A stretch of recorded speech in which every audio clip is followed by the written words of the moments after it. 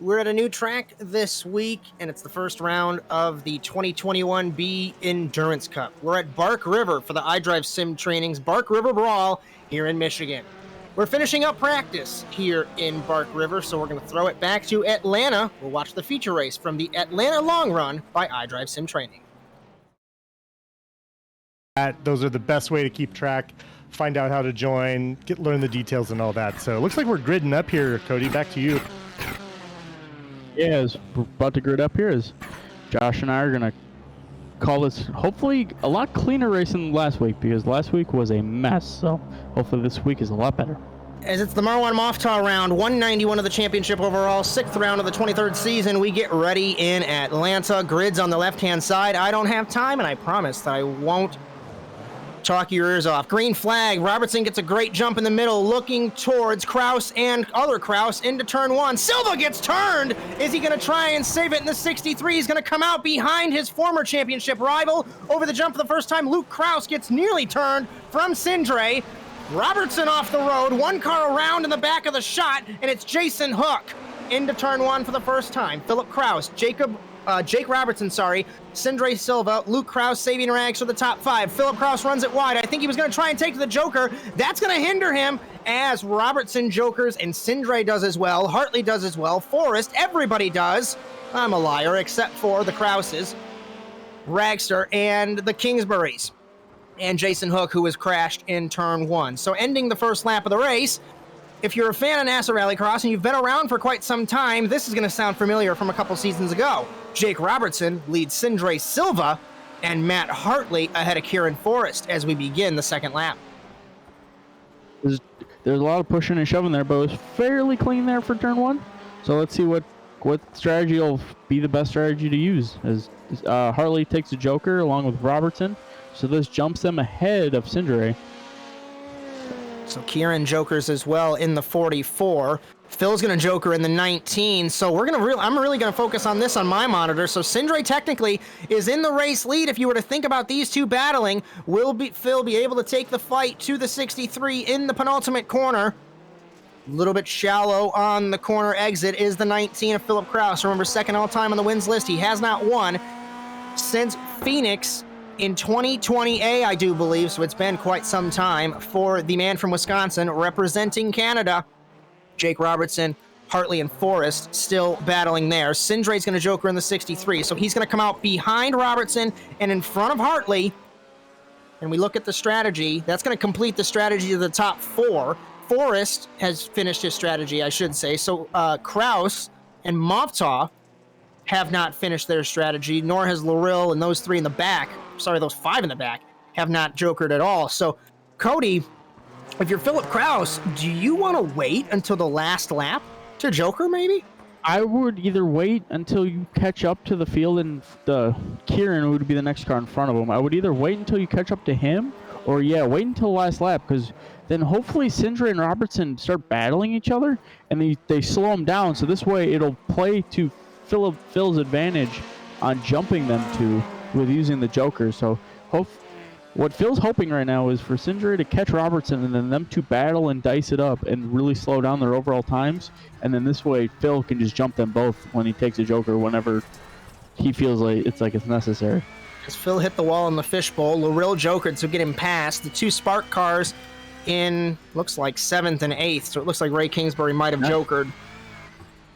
And we see the two world championship drivers, Jake Robertson, Sindre Silva. They were equal on lap time that last lap here in Atlanta, as we're going to take halfway home in the feature race. Hartley waiting for something to go wrong between these top two. Forrest sits in fourth. Loril and Kraus is catching Loril in the 213. Moftah jokers to put him behind Loril as the top two pulling away. Remember, Sindre Silva, points leader in the championship, holds that red number plate, so his plate different than everybody else, just like Supercross and Motocross in the dirt bike world.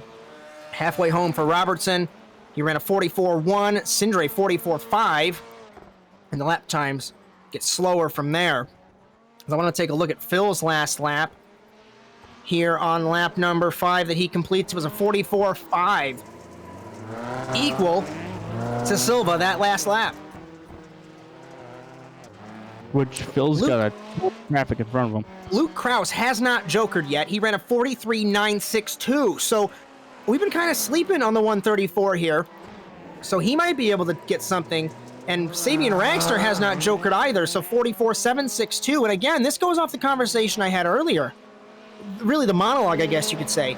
It's why do you watch this kind of thing? It's because the strategy like this, you could be sitting out front like Robertson or Silva, and then, hello, surprise, my name is Luke Krause or Sabian Ragster, and I'm going to take your spot. As Sabian showed it in his heat race that strategy almost worked perfectly. So Sabian knows kind of what he's doing here with the strategy here, at least at Atlanta, where it almost worked perfectly to his advantage in his heat race. So the bottom three, I guess you could say, because Hook crashed on the first lap.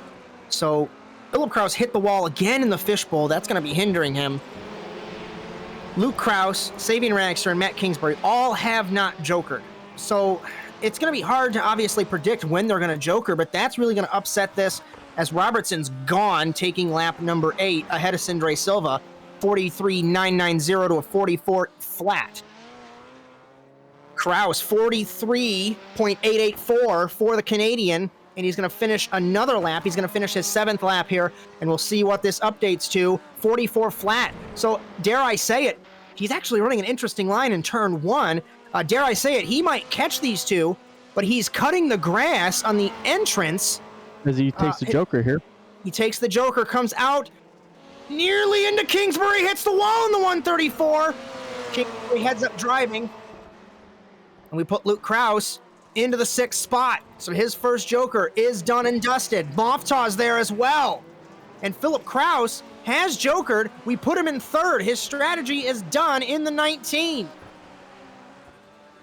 2 to go in not Phoenix, in Atlanta. I'm getting so excited. As Robertson really is pulled out. He ran a 43.7 that last lap to a 44.2. Luke's got a joker here. Comes out behind Silva. Huge run off the joker into the penultimate corner. And Sindre might not finish 2nd here tonight, but of course we have 1 lap left to go. White flag for Jake Robertson. Ahead of Sindre Silva, Luke Krause in 3rd, Philip Krause in the 4th position. And it's a shame that Jake Robertson did not appear for the first 5 rounds of the championship, because who knows what would have happened. But certainly Luke Krause enjoys Robertson being here because he can effectively fight Sindre for his last chance at the championship. Running order has not changed. Matt Kingsbury and Ragster have completed their strategies, it looks like, but Jake Robertson will come off of the final corner here in Atlanta, and the Briton will get his 11th career win in NASA Rallycross, and the first in a Subaru. He wins it in Atlanta ahead of Sindre Silva, comes home in 2nd, and Luke Krause, what could have been, he comes home in 3rd on the podium. As Philip Krause 4th, Ragster gets 5th, so I lied about the strategy. 4 is 6th, 7th is Hartley, 8th is Larill, 9th Kingsbury, 10th Moftaw, 11th Matt Kingsbury, and 12th is Jason Hook. What a race. A beautifully strategized race between everyone. As we'll try and get a word with our top 2, as we know Luke Krause probably won't appear in Discord, which is okay. We're going to bring them to the media pen.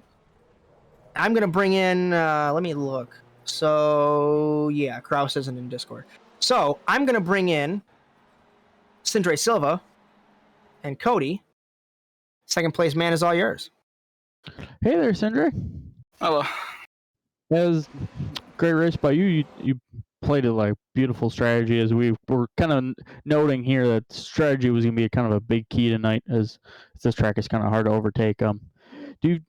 Question for you. I was kind of thinking about this. Do you feel like you could have battled or had a good chance of overtaking Robertson if the gridding played out differently, with you being next to him instead of being behind him?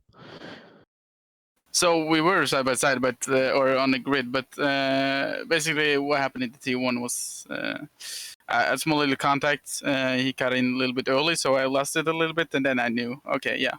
Leave Robertson alone. We are not fighting with him in the championship. No need to fight him. I'm fighting with Luke and Phil after Connor left the series. So all my focus now is only getting this title again, and with how I can do that is only fighting the people I really need to fight. So I just kept following Jake's lines, and he's an experienced driver, so you kind of want to be behind him instead of anyone else. I was noticing that you were kind of trying to just latch onto the back of him and have him pull you this way. You didn't really have to worry about Luke and Phil. Like I said, beautiful strategy that you played. Gave yourself plenty of room there.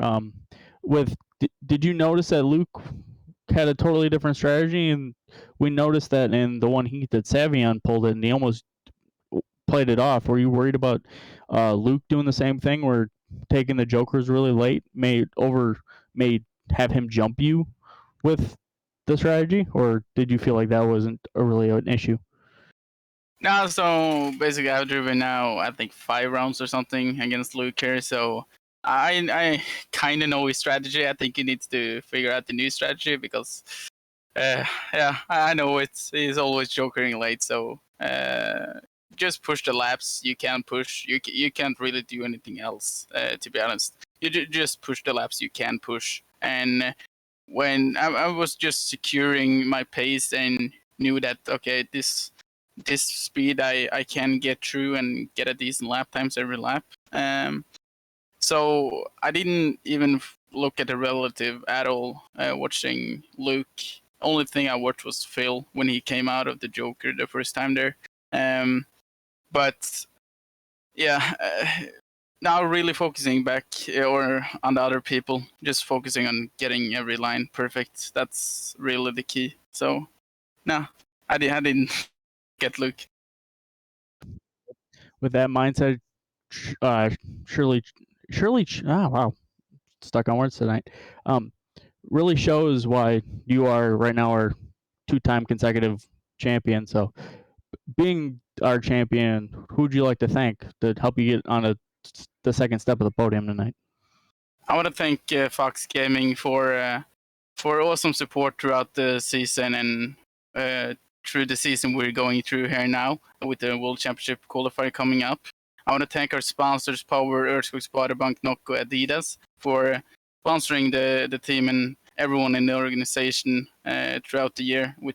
They're awesome support back home as well. So yeah, big thanks to every one of them, and big thanks to you guys for putting up the league and giving us a platform to drive on. Thank you for putting on a great show for us, and we can't wait to see you in Bark River next week. Yeah, we will see. Why couldn't you have run the first 5 rounds of the season? Honestly, it would have been a great show between you and Sindre. Oh, I know it would have been great. It's just school stuff. The I guess timing. you're a kid. Yeah, school is more important. Yeah. How was your race from your point of view in the future? Granted, you didn't really have that much competition, but still, I would imagine the focus you need is pretty intense. Yeah, we've been practicing the starts for all of the all-star events, so I know I'd have a pretty good start. And the breaking into T1 from pole position is always tough. So I sort of expected Phil to outbreak himself. And then he did. It gave me a good P2. I honestly expected Phil to joker on the first 2 laps, but he made a small mistake, allowed me to get the joker instead of him. And I think really that's what won me the race, and then just consistency. As I guess it's not really relevant to this race specifically, but you've ran in all 3 cars at Atlanta. I don't know if the time of day or weather makes a difference. I'm a washed up has-been who doesn't know that, but from a basis of car, are they around the same? Do you have a preference? I think you've won honestly in like all 3 of them at Atlanta. So is there a difference, or how can you explain that? So the Subaru is absolutely better on a fresh track. I'm not sure what it is. It's to do with the longer wheelbase and the torque. But then when you get onto like a more worn track, the shorter wheelbases really help the Ford and the VW go quicker because a lot more rotation, especially through the donk slide. You struggle a lot through the donk slide with the Subaru. So I definitely think if I could choose, it would be to use the Subaru in qualifying and then the Fiesta in the feature, but unfortunately that's not doable. As one last question before I get your sponsor plugs. Obviously, you have 11 wins now in the series. Are we going to see you throughout the last half of this season? Yeah, we should do. I haven't got any school anymore, so there's no reason unless I fall ill or something goes on. But yeah, apart from that, then we should be good. And of course, something you've done 10 times before, now the 11th time. Any partners or anything or anyone that you'd like to thank for tonight's result? So I'd like to thank Nitro Circus first of all, and then SDK Gaming, the Apex Academy, Simputers, and Groove Media, and VRS. All right, my friend. Well, great run tonight, and we hope to see you next week at the new track in Bark River. Yep, cheers guys. Okay, so I might have moved myself accidentally. I know what I'm doing. I promise. As we're going to begin to wrap this thing up, we're going to get a last final thought for Charlie Daniels. He's going to mention a couple Nitro Circus programming notes. I'll handle the NASA bits, and then we'll pass it to Cody, and maybe Victor if he wants to speak, and then I'll close it up. Charlie, it's all yours. Thanks, Josh. Yeah, just chat was closing out with a great discussion about how Jake Robertson is some sort of alien. The man is awesome at everything he touches, so can't wait to see how that plays out for the rest of the season. Programming notes for me are, just as mentioned earlier in the broadcast, we'll be streaming next week, Monday, Tuesday, Wednesday, and Thursday. The best way to find out when we'll be live is to join the Discords, which I'll throw in the chat right after this. And thank you all for all the support and watching. There was one bullet left with the Prime subscription about 30 minutes ago. Sorry I missed that before. Thank you so much for all the support, all the subs, all the bits, just hanging out and watching. You guys are the best community on Twitch, and I can't wait to do it all again next week. Back to you guys. And Cody? Yeah, we saw a great race. It's really looking forward to going to Bark River, see what that holds. As I don't think I have ever taken part in any of our iRacing endurance rounds, although the endurance rounds for when we ran NR 2003 was kind of my specialty. I got my last podium at an endurance track. I'm very proud of that. But let's not talk about how I had to penalize Philip Kraus to do it and lose his win. But I got a podium. I finished on the podium on 5 season. I'm sorry, I'm not drunk. Continue. So really looking forward to that. Looking forward to see if Robertson can battle Sindre and see what them two will put on a great show for us each and every week. And it's been a great show as we've been getting through the season. As Sindre is unfortunately not having as much of a points competition as we wanted, with unfortunately the Jim Beaver Esports guys withdrawing their entries. So, but each and every week, I think we're gonna have a great show. As we had a couple first-time people in the finals, possibly. I think we did, but I've got way too many way too much things to go over that. So at least the first time for this season. So let's see if next week with the endurance rounds, if we'll have even more. As I'm really looking forward to having Bark River as our new track to this schedule. As Victor, I know you're not feeling the greatest. Do you have a final thought you want to give? He's muted. And I'm going to assume not. So, a couple programming notes for the NASA side of things here on Nitro Circus Twitch. Monday, we are back in action for the Penguin RC NASA Sports Car Challenge presented by Nitro Circus and powered by the Automotive Sports Network. We go to the streets of Belle Isle, Motor City Mayhem, 7:30 or 8:30 p.m. Eastern Time. I keep thinking Central Time because I'm in that time zone. You'll join myself, Mike Berry, Victor Vallee, and Charlie Daniels for that one. Then Wednesday, the Simracer Coin NASA Rallycross Challenge presented by Nitro Circus and powered by the Automotive Sports Network. Round 7, iDrive Sim Training's Bark River Brawl at the brand new circuit, the Bark River Raceway. I think that track's actually in Michigan. I don't have any notes pulled up in front of me, so hopefully I am right on that one. Am I right? UP, Michigan. Sweet beans, I'm right. As My final thought, it's always a brawl here. And I mean, you could realistically record my reaction and repeat it every single week because it never gets old. We're 191 races in, and I can still sit here and watch every single race. It's glorious. As from all of us here at the Automotive Sports Network and Nitro Circus Twitch, remember, join the conversation, hashtag NASA on Nitro here on Twitch. And if you're watching on Automotive Sports Network on demand, you can do hashtag ASNTV USA. Discord links will be in chat. But from all of us, Charley Daniels, Victor Vallee, Cody Erdmann, who else do I got? Mike Berry. I have Ray Kingsbury, Brandon Lambert. Those are the assistant managers of NASA Sim Racing. I am Josh Mertz, and we will see you either Monday or Wednesday for some more NASA action, or Tuesday or Thursday for more Nitro Circuits action. But until then, so long, everyone.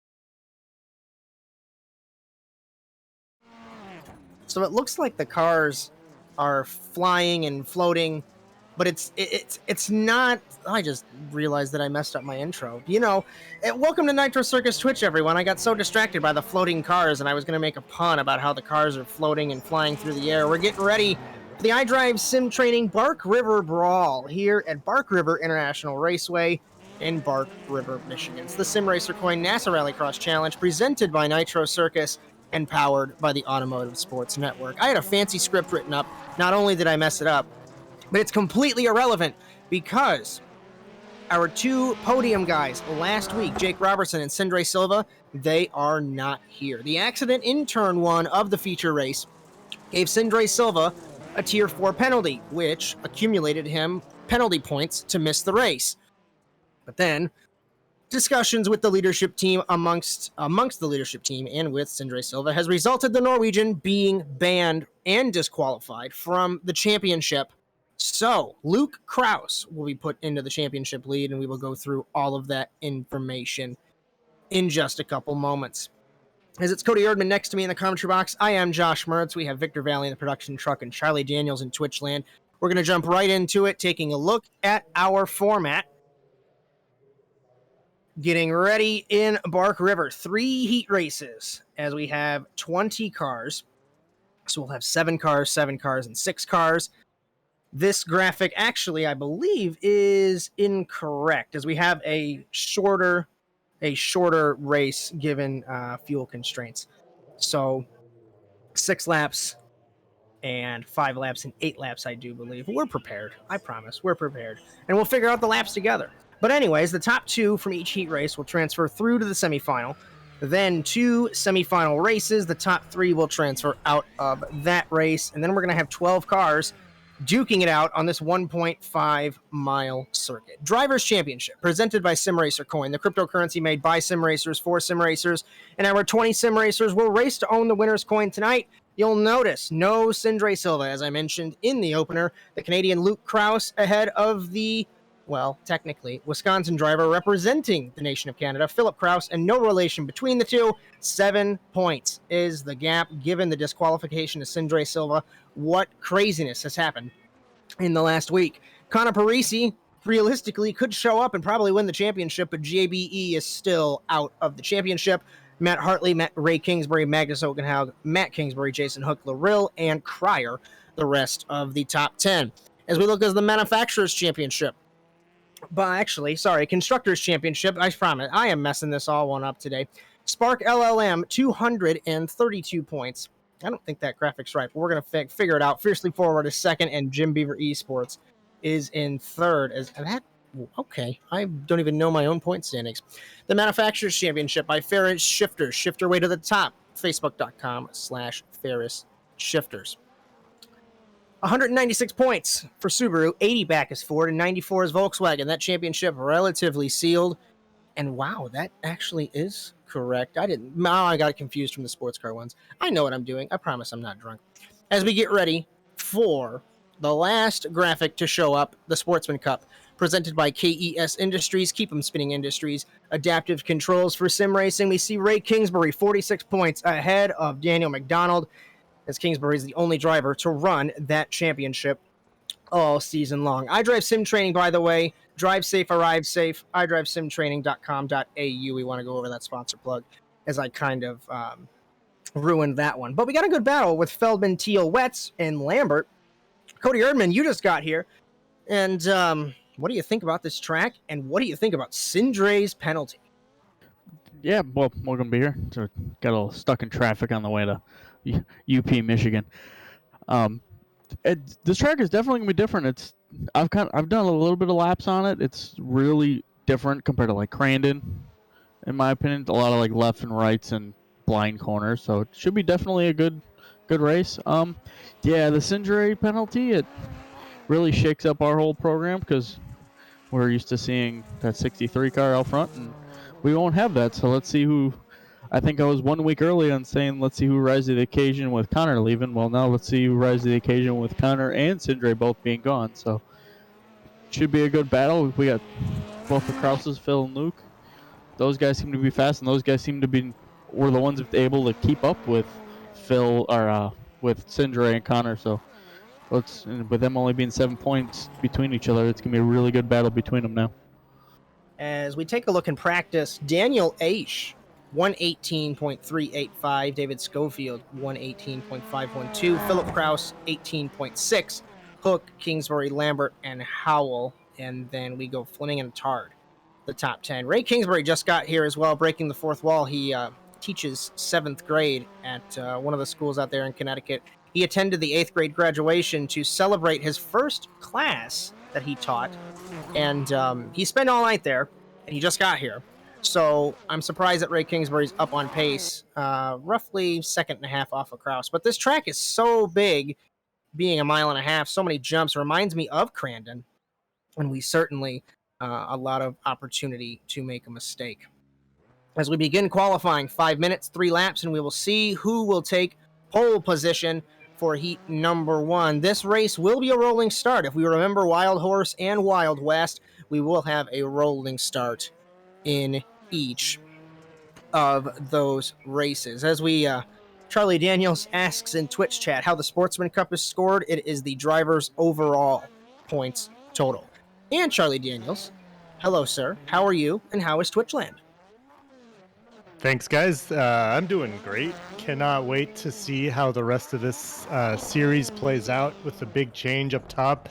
And look, no one likes to see things go down the way they went down after last week's race. Obviously, the sport is poorer after things like that happen. But here's the thing. It happened, and now we move on. And what we're moving on to is a wide open field for the title, which is incredible for the last 5 weeks of this, or 4 weeks, sorry, of this competition. So I'm looking forward to it, guys. Can't wait. As the next couple weeks for the Simracer Coin NASA Rallycross Challenge, we go to Crandon. So back-to-back on the Endurance Cup, and then Phoenix, and then Sonoma, we go out west. To round out this championship. So this Endurance Cup, this 7th round and 8th round of the championship, pays homage to the longer rally-style tracks that we used to run on NASCAR 2003. Cody Erdmann, you are experienced with those tracks as well. And I know you have no preparation in true NASA fashion, but I want you to tell me what makes these races different than the regular rallycross tracks. Well, as if you remember when we ran them back in the day, that almost the endurance rounds were more my bread and butter, actually. That's kind of what helped me win my 2 titles, more than I think the regular rounds. You can just you don't have to worry about the strategy as much, so then you can really just kind of get in your groove and run it like a road course with jumps on it. So you can really just focus on your marks and not have to, when did this guy joker, when should I joker, that kind of thing. You can really just drive it like a road course, and then just kind of work your way through the field. So we still had standing starts back then, so we didn't have the rolling. So we did have to worry about making sure we had a good start. But other than that, yeah, you just make sure you hit your marks and try to drive away from the field. As this championship is scored within the regular Drivers' Championship, I don't think the answer of it this season. I really should pay attention, but you get a name in the record book. And actually, while we have a second, let's see who has won the Endurance Cup. So, I have won 2 of them. Sindre has won 2 of them, so we're technically tied at the top. Dylan Livingood has one. Some guy named Cody Erdmann has one. And Jacob Harberts, back in 2020A, has that cup as well. So it hasn't been scored for every single season, as some seasons we only ran regular rallycross tracks, not only here on iRacing, but on NASCAR 2003. And certainly pays homage, as our 2nd round ever was at Island Rally, which was an adaptation of Bridgehampton. And all dirt, no joker, no asphalt, basically like a stadium truck track like we're racing here. So real quick update in qualifying. Bodie Cryer, speaking of stadium trucks, a 10th up on Luke Krause. Philip Krause is 6/10 down on his championship rival, so half a second.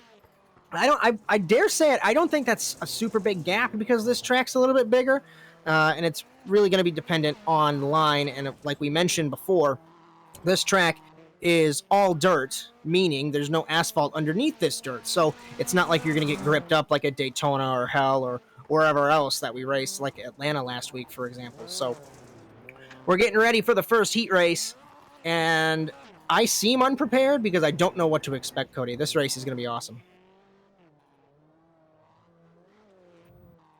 Oh, okay. Sorry, my push dock was acting up there for a second. Yeah, it's gonna be wild. Which I'm looking at these speed charts, and Josh, I don't know if you're looking at them. I know he's one of the new guys to the series, but look, and I'm not trying to be biased. I am sorry. Look who's P5. Fleming, actually. Fleming. I thought you were going to talk about Schofield at first. Schofield showing good pace. But yeah, I saw that one, and then I saw Fleming, which was a big surprise to me. I wonder if the Supercross background is really helping him here. And then P7, I'm guessing that's one of our newer ones also? So P7 is Cohen Attard. He raced with Matt Hartley in 2020A, Okay. Teammates for the former champion at iDrive Sim Training here. As we get ready for heat number 1, we're going to have Luke Krause, Schofield, Attard, Justin Robichaux. Yes, I pronounced it right, I promise. Trevor Teal, Marwan Mofton, Seth Rawls. He has crucified me every single week that I said his name wrong. And he is French Canadian, but he speaks like no French, so he's gonna roast me there. And we finally got it right, boys and girls, as we get ready for heat number 1 here in Bark River. And what I was trying to kind of get with that, like there's 3 people that were on the top 10 in qualifying that we normally don't have. So it's cool to see different names with this style of circuit. As Kraus, Schofield, Robichaux, Attard, Teal, Moftaw, and Rawls. It's rolling start, no joker. This is where I picked up one of my last podium is at one of these tracks, because there's no real changing surface. You don't have to adapt to asphalt coming in on the dirt. So dare I say it, I almost jumped in the car. If you have me on social media, I almost jumped in the car and raced today's race. As Luke Kraus will lead us down, safety truck is off. Late green flag, I think. I don't think we're going yet, though. We're going to learn together. I don't even know when we're going green. So safety truck is off, and Luke Kraus now becomes the safety car as we run through the final couple of corners. This is going to be a good one. There's 2 separate lanes, a lot like Las Vegas, the Coliseum track we used to race at, Cody, and we'll speak throughout the show on that one. From high above, we take a look at our field, and we take the green flag in heat number 1. Attard gets by Schofield over the first jump. Over turn 1, blind crest, Kraus way out wide, but he runs it perfectly. Down the hill to turn number 2, over the bumps, over the jump. Schofield out of whack here in the 27, out wide. Robichaux gets hit by Teal. And I say it again, see? Robichaux, I should say. Luke Kraus pulling out away from Attard, Schofield, Moftaw, Teal, and Rawls. And this is going to be a race truly of endurance, and that's why this championship is created, because you do have a shorter lap count, but it's a longer lap time, Cody. Yeah, as we got these back 4, they're battling, trying to get the faster one out front so they can start chasing down the top 3. As you got Schofield, look like he's putting pressure on the car in front of him there. So it's a bunch of battles throughout the whole field here in lap 1. And Luke Kraus loves this, Cody, because Attard making his first start this season. Of course, he's going to be nowhere on points. He doesn't care about points. Schofield and Robichaux are a little bit higher in the points tally. But Kraus wants to get these bonus points. And that corner they just went through is Rawls, as we take a look. Over in the 125 goes the Subaru, and he's on the wall, saves it there. As we end the first lap, Luke Kraus leads. Attard battling Schofield. We'll take a look at these guys. This is for the transfer spot. Granted, we only have 5 laps. The race is a little bit shorter. Contact between them. Just like true short course fashion, little contact never hurt anyone. As this track, I could just sit here in awe at the perfection that you have to get this track right. I tested, like I said, I was almost about to race this, and I was terrified over these crests. So Attard in second, Schofield in third, and there's no lights at this track, so we might have misjudged the start time, and we're gonna full send in true NASA fashion, and we're gonna figure it out. So Luke Kraus pulling out 2.4 seconds faster on the first lap. Schofield, Robichaux, and Moftaw battling for fourth. Granted, that spot means nothing for transferring. And that corner that they just went through, I think I was like halfway through that point, Cody. That corner truly reminds me of Las Vegas, because you have that steep banking on the right side, but then you can run the apron, and depending on how you run it, you get a good run off the corner. Yeah, and I think you're going to have guys that are used to the stadium truck style, or you got Parker with Supercross, or the guys that have ran when we ran Vegas back then that didn't know how to use that banking to your advantage. You can kind of use it to pick guys off and set them up for the next corner. If I remember correctly, one of my favorite moves was leaving the right rear on the berm. As rolling, I was paying attention to Attard, and I saw Rawls rolling in the 125, so his day is going from bad to worse. But you can set the right rear onto the berm, floor it, and you get so much grip to get the car through the corner. We're going to come to 2 laps to go. We take a look at the transfer. Schofield and Attard still brawling for this one. I was Schofield pulling the chili bowl move with the berm there. He put the left front right up on that berm, and it actually helped rotate the car. So a little D-wedge action, kind of like stock cars and what they do at like Knoxville and Chili Bowl. Kind of used it to D-wedge it and get a good run off the corner. And they both don't take that berm there.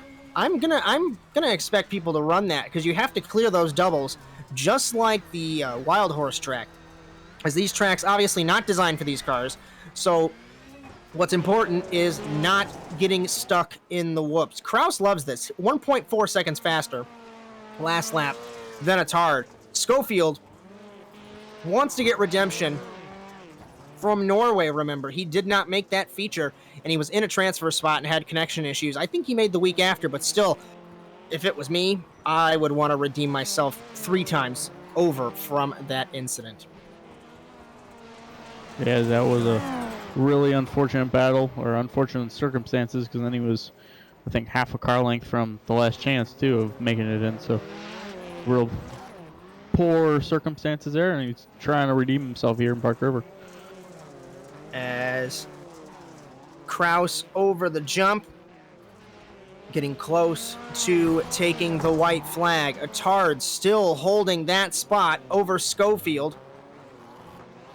Outside now, trying to do the over-under, and Attard parks it on the apex. I wonder if Schofield was thinking to pull the reverse slide job on him, and it just backfired as Attard kept it real tight to the bottom. I really hate to sound like a broken record as we take the white flag, but I just want someone to run that berm. I think that it would help Schofield as a last-ditch effort if he puts it on the berm to get the run over the jump. Contact between them. Never mind, as Schofield out of a transfer potential, as he realistically, Attard did nothing wrong. Schofield just had to send it. No, yeah, he tried sending it up the inside of that jump where you're turning the car through the air almost, and then the car gets really light. I was gonna not even because you're jumping, but the car's gonna get really light as you load up for the jump, as they're battling now. Schofield and Robichaux. This is for 4th. As one of our fan favorites here. As Trevor Teal, Nitro Circus' own Trevor Teal, gets past those 2 guys, those 3 that are battling. And if something goes wrong in these last couple of corners, we might see the 720 into a feature. We've seen crazier things happen, like people crash in the final corner. Speaking of final corners, Luke Kraus in the 134 will be on pole position for his first race holding the red plate.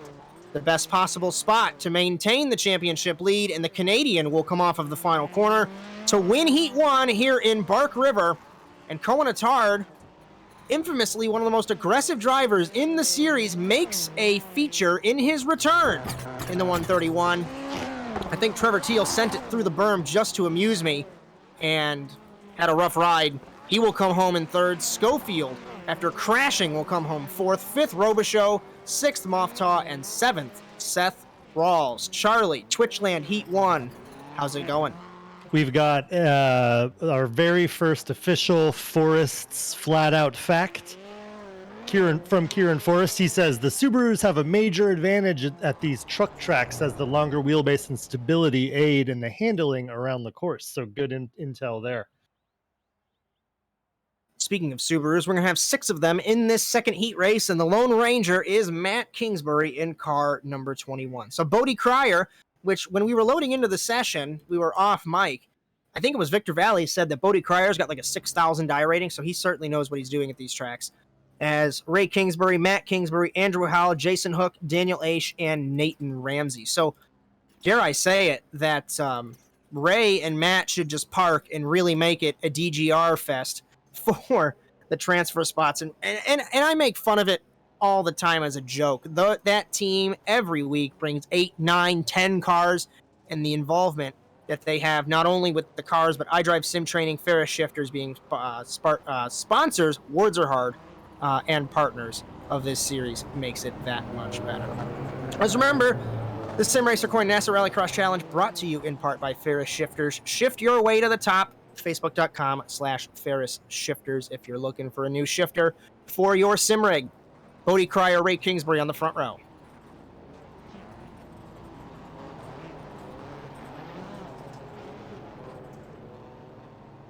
So Bodie Cryer, as I mentioned, that obnoxiously high I rating, 553 wins out of, I think Victor said, 1,300 starts.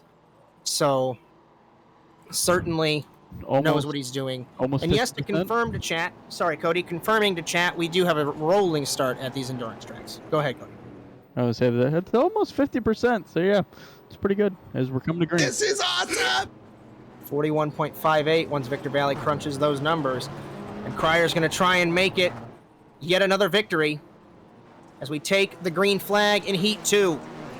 Matt got a great run over his brother. Over the jump. What a pass by Matt Kingsbury in the 21. He's outnumbered 6-1 in the Subarus versus the Volkswagen, and he's in the transfer spot already. Through turn 2.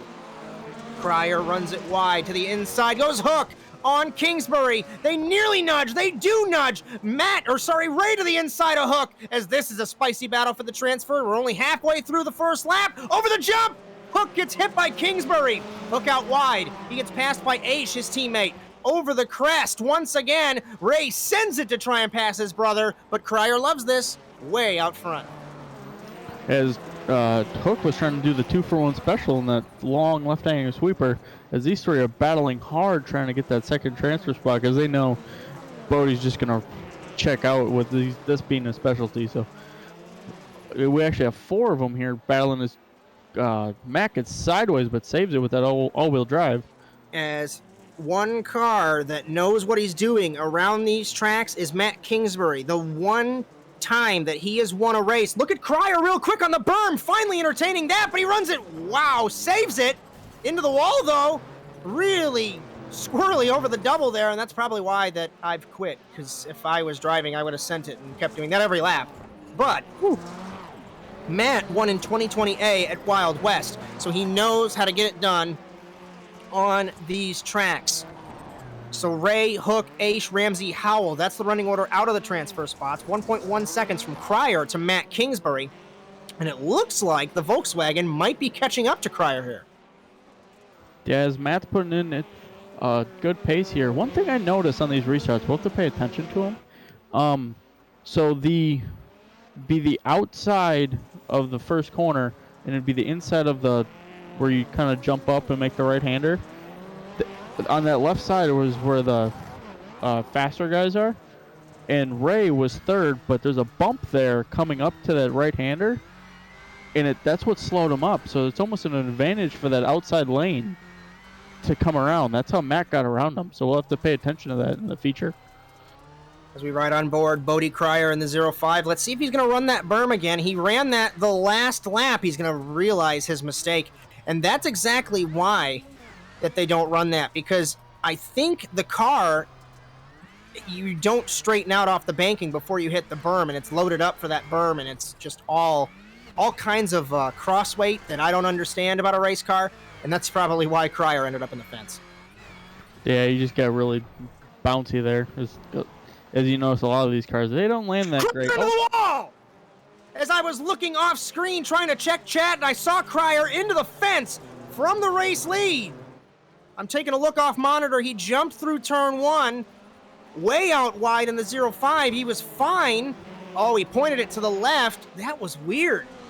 He just spit it into the fence, and now Matt Kingsbury in the transfer. Over goes Ray Kingsbury with a front flip, a lot like what happened to you and Tristan Hagenstein back in 2012.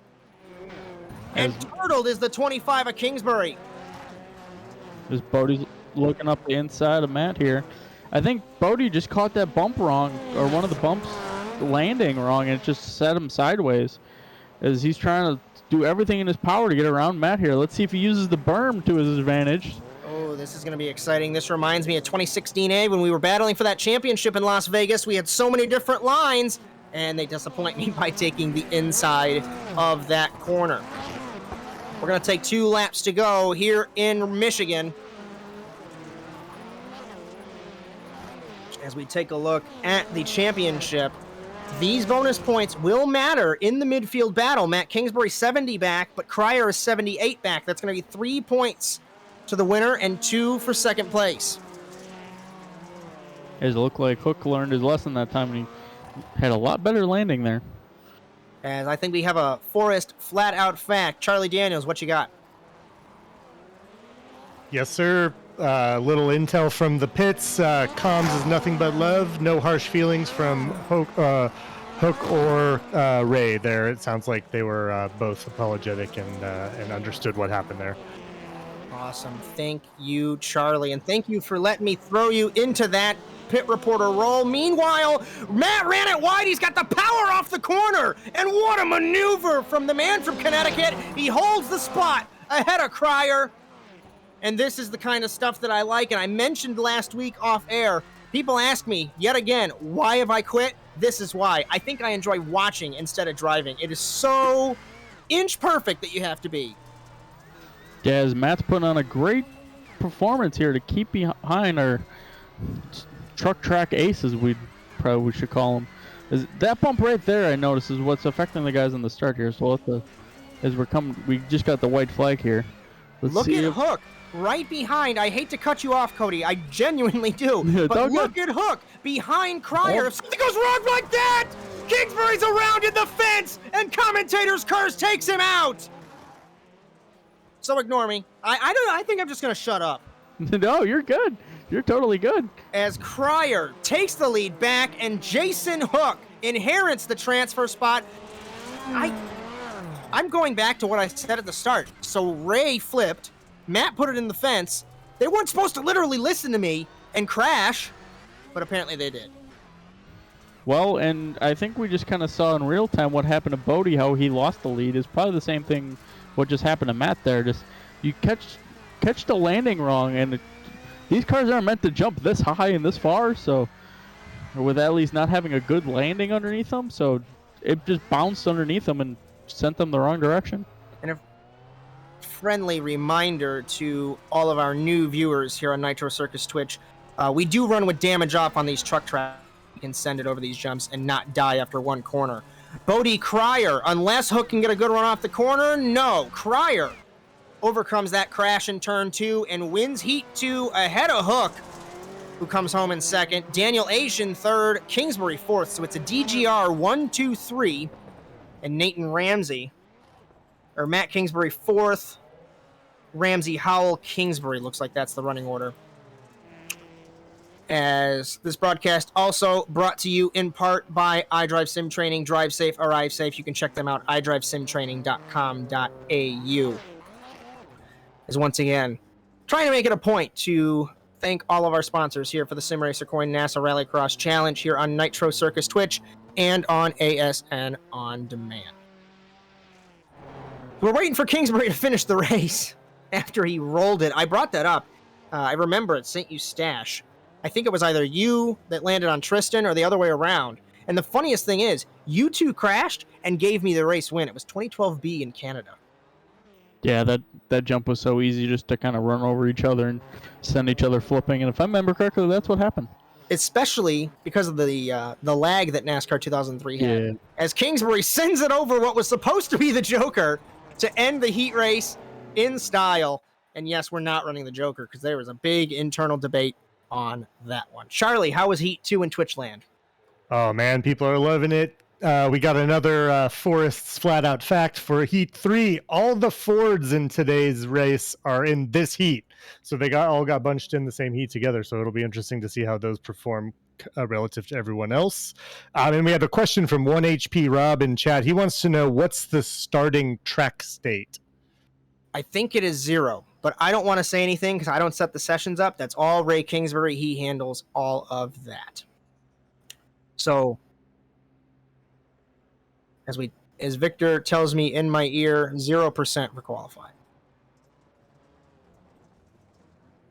So Philip Kraus, 4 times a champion of the Simracer Coin NASA Rallycross Challenge presented by Nitro Circus, and the winningest active driver with 24. We take a look at the weather. 78 degrees ambient, 70 degrees track temp, 71% humidity.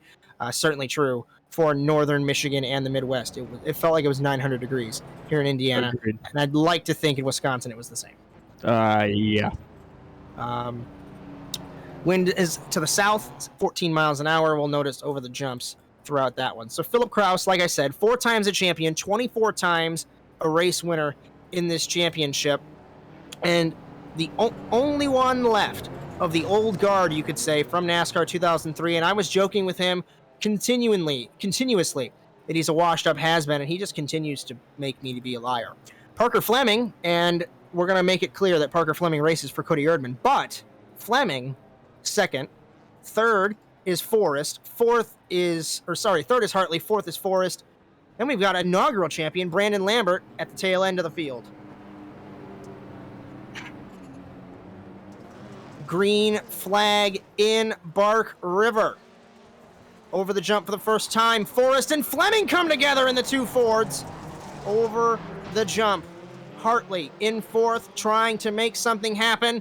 And Fleming off the track in the 434 and into the fence. And that's the 3rd time that's happened. And the Ford Fiesta up and over, not turtled, but out considerably early here. As we have our flip count to 2 so far. Or maybe 3. Keep an eye on the flip count. Actually, yeah, it is 3 because Ray decided to do a front flip. Over the crest, Forrest, Hartley, Feldman, Lambert, Fleming, and Victor did correct me as Brandon Lambert, part of the old guard as well. Oh. Inside, Forrest goes on Kraus, and he takes the spot. What a move! Hartley, the 2028 champion, battling with Kraus, and now we've got 3 cars under a blanket, and we're only half the way through the first lap. As Forrest knew we were on a stadium truck track, but didn't realize we weren't in stadium truck vehicles, as he's As put into Hartley contact.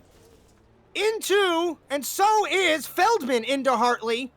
Feldman having some connection issues. Phil loves this. Hartley's in second. Lambert in third. I was going to say that Phil's the last of the old guard. I forgot that Lambert was racing, so please don't kill me, Brandon Lambert. So, because of the shenanigans that have just happened, it puts Parker Fleming essentially back into the race as Philip Kraus leads at the end of the first lap. Hartley, Lambert, Feldman, Fleming, then Forrest, as Feldman having some connection issues in the 84.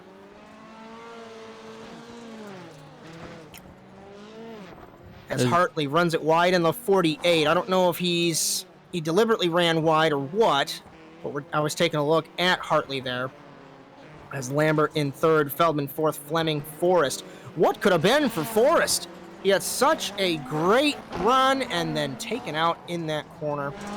And this track, realistically, is the epitome of what NASA Rallycross did on these endurance tracks. Because this is actually like a true rally stage, like Island Rally back in the day. As there's so many blind crests, you don't know where you're going. Yeah, this is pretty similar to what we used to run back then, so it's a good kind of throwback to us.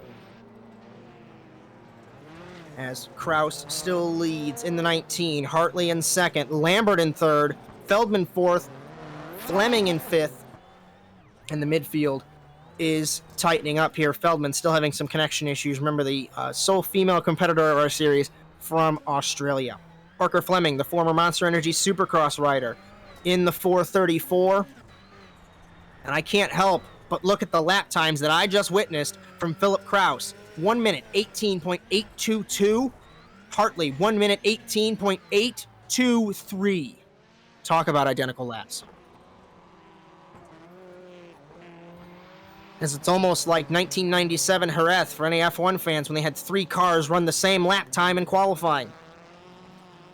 And this is Philip Kraus's specialty, Cody. You can agree with this. Out and away from the rest of the field, pulling away, just forgetting he's got cars to race. Yeah, as he's also the Indy 500 fixed champion, top split from this year. So he's really once he's out front, it's scary because he does not look in his rearview mirror and he'll walk away from you. As I'm going to be interested to see if Lambert can keep up with Hartley. He was 2 seconds down that last lap, so we're going to come to 2 laps to go, and I really hate saying that heat races are done and dusted. Granted, here I apparently can't say that at all, but everything has really calmed down in regards to the running order. As Kraus takes 2 laps to go, it was a 1 minute 19.0. Hartley was a 1 minute 18.9, and let's put that into perspective with Lambert, 1 minute 20.6. So the man from Alabama is certainly down on lap time. He said he was done and dusted last year. We had that final interview, had his send-off, and then he says, just kidding. I'm like Philip Kraus. I'm going to race. I'm really breaking my heart here. It's still fun to wheel these cars around, but trying to be competitive with guys like Phil and Hartley, and when Sindra and Connor were here, and trying to battle with those guys, it just almost rips your heart out just doing that. So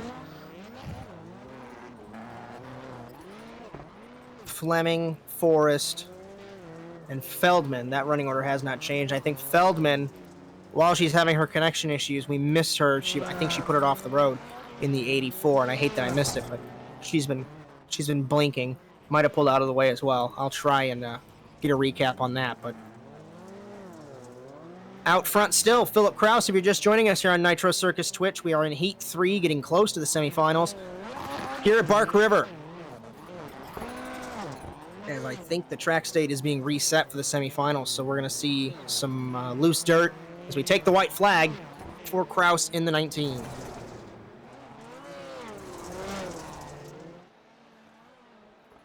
As Hartley, Lambert, Fleming, Forrest, Feldman. That running order has not changed. Cody, have you ran a lap here? I need to ask.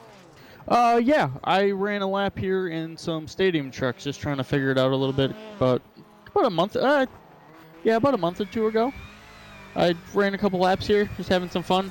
I also, when I got my new wheel here, I ran a couple laps. It was like the first thing I found. So, yeah, it's a ton of fun. These jumps, honestly, even in stadium trucks, are hard to handle. So I can only imagine what these guys have to deal with in these cars that like landing onto a jump and not a flat surface. So is the level of perfection that we ride on board with Philip Kraus. This is awesome! Incredible. And he says, I won't make the World Championship. He just won't apply himself. Final couple of corners for Philip Kraus in the 19. As he was in the Pro Series for Oval like 6 or 7 years ago. So he's definitely capable if he does apply himself. As Philip Kraus will win heat number 3 here in Michigan. Matt Hartley, the 2020 A champion, will come home in second. Third will be the inaugural champion back in 2012 A, Brandon Lambert. Parker Fleming, Kieran Forrest, and Diane Feldman rounds out our order here in heat number 3 as we get ready for the semifinals. Looks like a lot of subs were just gifted, Charlie. How's Switchland? 1 HP Rob with the tier 1 sub plus 5 gifted tier 1 subs. Welcome to the channel, my friend, and thank you so much for the support. Right before that, Smooth One cheered 100 bits. So, man, chat is popping off. Loving what they're seeing and supporting the channel. Thanks, everyone, for all that support. As remember, you can get a free sub to the Nitro Circus Twitch. Of course, Charley would love it if you used it on this channel. You get a free sub if you have Amazon Prime. So if I remember correctly, you got to connect your Twitch to Amazon Prime and then click the sub button. Charlie's got a better explanation than that, but it's just through the instructions in chat for anyone who's curious how it works. As semifinal A, 7 cars, and we're going to have 3 cars make the feature. So Brandon Lambert, Trevor Teal, Justin Robichaux, Matt Kingsbury, Kieran Forrest, Ray Kingsbury, and Seth Rawls. Both the Kingsburys were robbed, whether of their own doing or vehicular gymnastics. And I just can't predict this track, this series, and I hate to say this because it seems like I say this because I own the thing and I run it. This series from day one in July of 2012, I've never realized or never really knew what to expect. As he's doing it again, Charlie, I'll bring you back in real quick. 1 HP Rob with 5 more gifted subs. Where does it end? Hopefully never. Thank you so much, Rob. This is incredible. And if you got a gifted sub from 1 HP Rob, make sure you thank him in chat.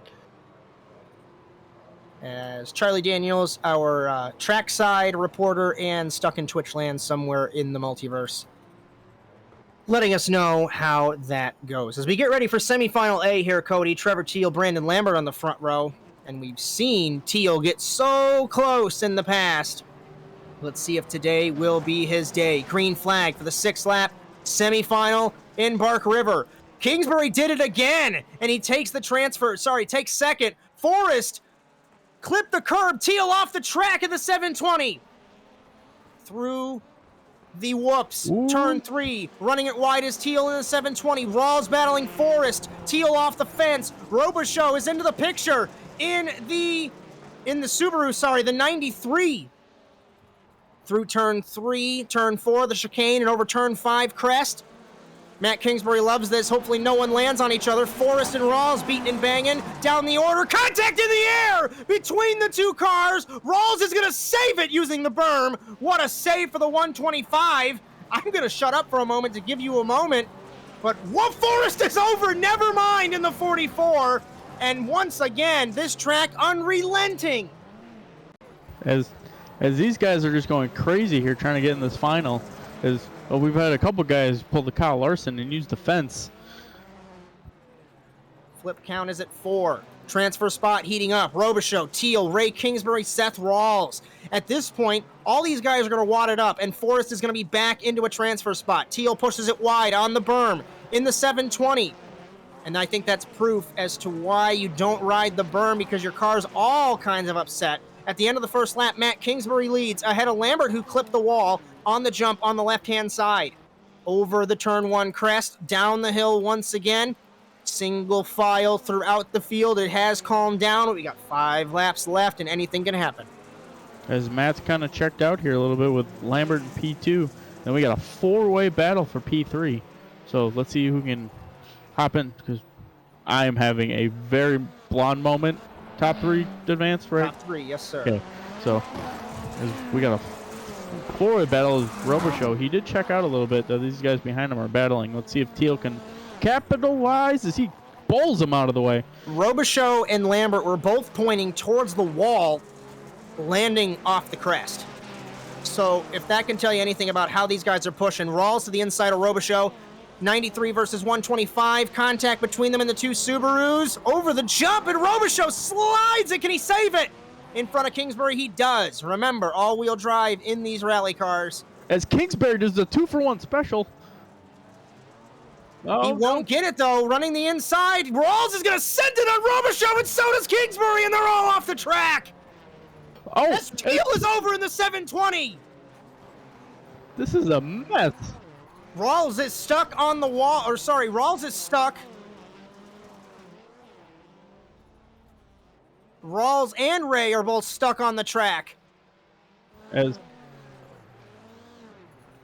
Matt and Lambert, they both got stuck on the grass, and it takes them both out. Forrest into the fence.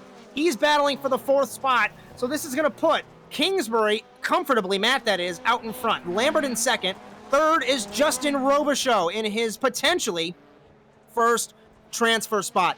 This looks as though that there's grass on the outside of that corner, and it's modeled essentially like a curb, and they got stuck. They got high-centered on that. I haven't seen that happen in quite some time, but Rawls and Kingsbury out because of it. As I'm kind of looking through here, this is going to be entertaining. We have... So the last lap, Robichaux ran at 123.7 to Kieran's 120.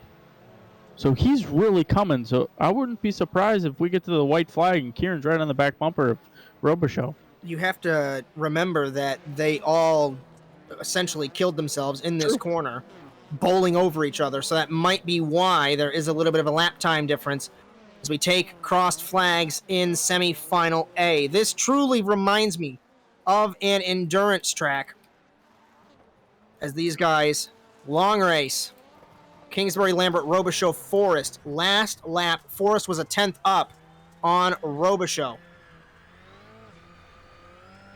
Lambert was 2 seconds faster than Robichaux in the 93. And a half a second faster than Matt, so he may be looking to get himself a semi-win here. Still a long way to go here in Bark River. 3 laps, and then we've got another semifinal. And this is quickly turning into one of my favorite tracks, along with Crandon, and it's just down to the unpredictability of these tracks is it's something you don't practice. It's not like the rally cars with the rally tracks. Those guys are going to practice, even if you're not a pro, practice considerably. And it's not like you're going to race these on a daily basis, too, is basically what I'm getting at. So you can practice all the time, but with the rally cars on the rally tracks, that's the regular content. It's not like they're running this. So these are almost like the super speedways of Rallycross because it's so unpredictable. As Robershow went wide, and Kieran just undercut him big time there. So Kieran up to P3 into the transfer spot. As Robershow was slow in the middle part of that lap, I was going to mention it, and as I was zoning off into my own world, Forrest gets put himself into the transfer spot. Lambert's pushing hard to try and catch Kingsbury, but I don't really know why, as he is in the transfer spot comfortably. Matt's in the wall. Into the fence is the 21. Off the corner. This battle's getting good for the lead. As Lambert's looking to capitalize. Although, yeah, these two are checked out, so they should. These two are veterans, so they kind of know what they're dealing with. So they're as not. Kieran does it again, he rolls it in the 44. And I was just about to mention how Robershow is conservative. I don't want to sound like he's slow, but he's taking his time. And Kieran rolls it in the 44 and puts Robershow back in a transfer spot. Teal's back on track in P5. Are these guys still on the lead lap? Yeah. This is incredible. Rawls parks it in the 125. The battle's heating up for the win. And this is truly what I mean by the Endurance Cup. This race has felt like an eternity. But there's still one lap to go. As Lambert's still putting pressure on Matt here. As they battle for the race lead, Lambert squirrely over the berm there, over the whoops. Matt way out wide in the Volkswagen, running through the loose dirt. Robershow has spun it in the 93, trying to do a J-turn to get back on track, and Trevor Teal to the transfer! As here comes Kieran as well. As Kieran runs it shallow in the corner into Robershow's line, and these three are going to brawl over this last half a lap. Let's not even pay attention to the race lead. Yeah, as the race lead's about a second in between them, so... Teal runs it wide through the chicane. Is Robershow in the French Canadian off the track. As he had an amazing run there. Let's see if Kieran was able to get some on Teal. Teal runs it wide. Kieran keeps it a little tighter. As final couple of corners, we're not missing anything up front.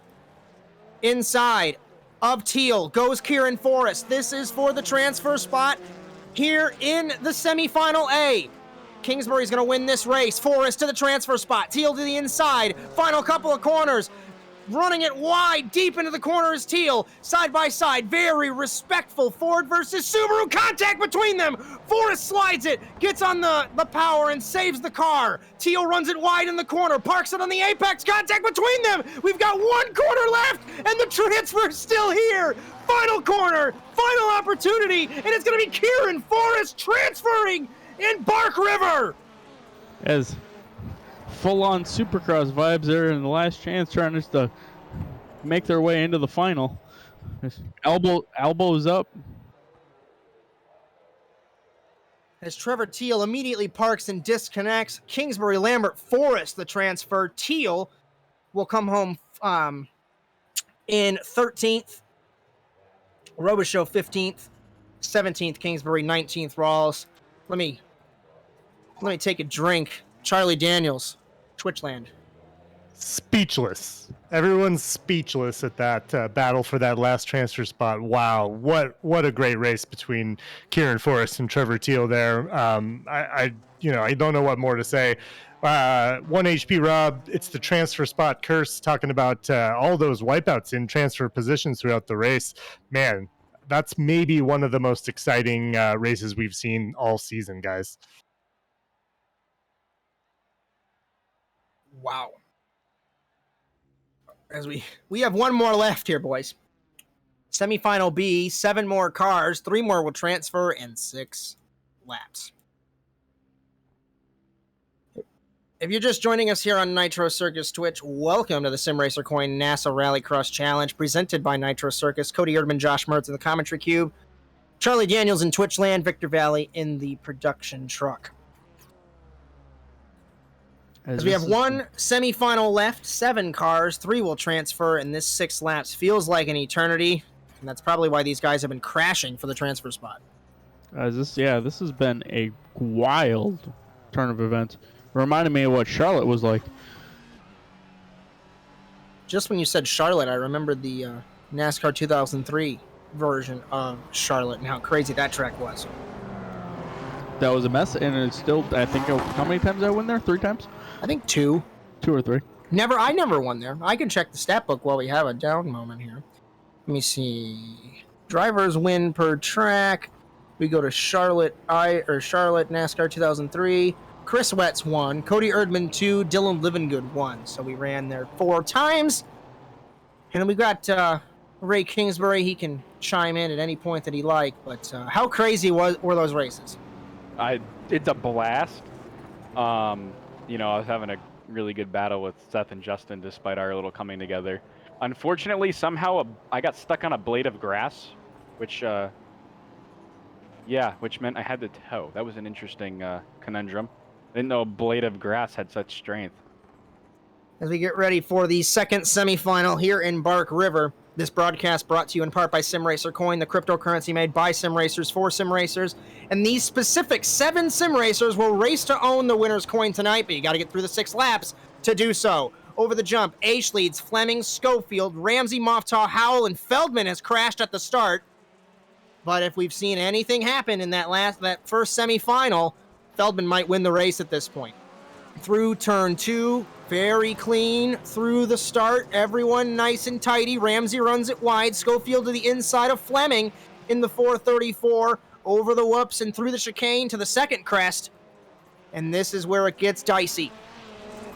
Subaru, Ford, Subaru. And I forgot how many times I actually even said that. Over the crest. Fleming runs it wide. I need to save my energy, Cody. This is going to be a brawl. Yeah, these 3 are really battling here. Aish is out front. He's kind of checked out. Schofield gets underneath Fleming here. So he picks up P2, Fleming to the final transfer spot. So let's see if these 2 will kind of work together here and run away. Oh, but Schofield gets checked up a little bit as Fleming runs into the back of him. As I hate to cut away from this battle, we'll watch this for a moment, but Charlie Daniels has a report for us. What you got? Kieran Forrest and Trevor Teal said they spoke after the race and no bad blood. Everyone's just racing hard, and Kieran had the best of it today. And thank you, Charlie, for that one. Daniel Aish, the Australian, leads at the end of the first lap. David Schofield in second. Moftaw was in a potential battling for third, but ran it off the road. Parker Fleming holds this spot. Granted, a long way to go. Ramsey gets turned by Moftaw. Long way to go, but we might see both the sequential cars in the feature race. As that would be our first. So, we got top 3 have not changed. We got Aish up front. Schofield's kind of closing in on him a little bit here. Is Parker Fleming in P3, and then Marwan, the 2 Spider-Man looking cars in 3rd and 4th. As Daniel Aish in the 33.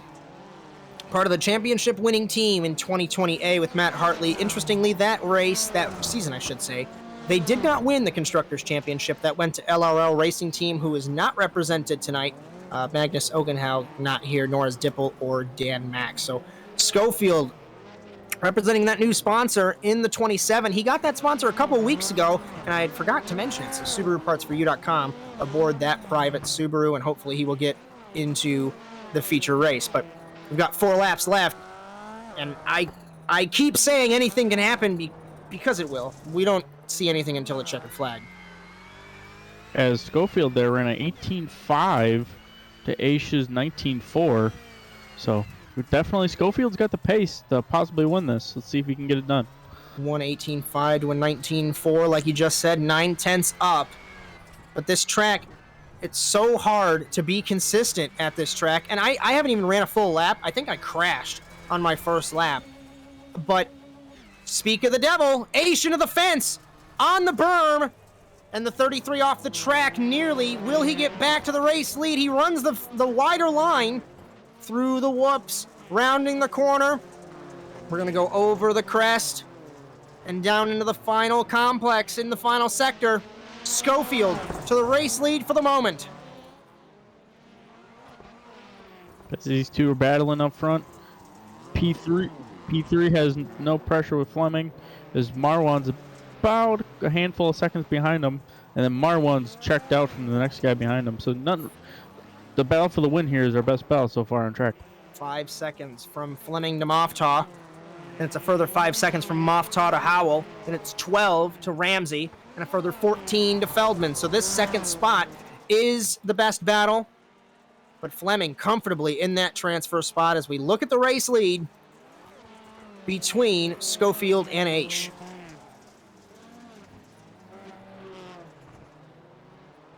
As these two are putting a great show on for us.